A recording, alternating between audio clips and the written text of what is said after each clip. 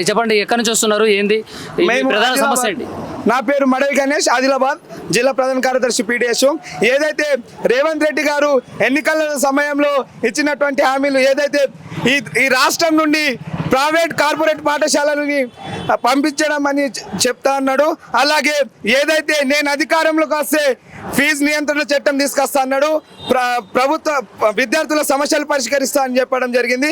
ఏదైతే ఇవాళ అకాడమిక్ ప్రారంభమైనప్పటికీ కూడా ఈ యొక్క విద్యారంగ సమస్యలు ఎక్కడ పెట్టిన గొంగళి లెక్క ఉంది. తక్షణమే ఏదైతే విద్యారంగ సమస్యలు పరిష్కరించాలని చెప్పేసి మేము కోరుతా ఉన్నాం.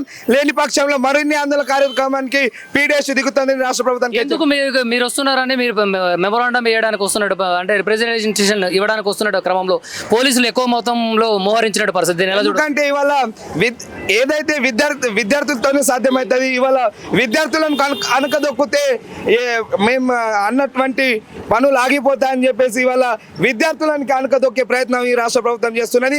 ఎన్ని అరెస్టులు చేసినా ఏం చేసినా కూడా పీడిఎస్ వెనకాడదు. విద్యారంగ సమస్యల కొరకు పీడిఎస్ ముందుంటుంది అని కూడా తెలియజేస్తా ఉన్నాం.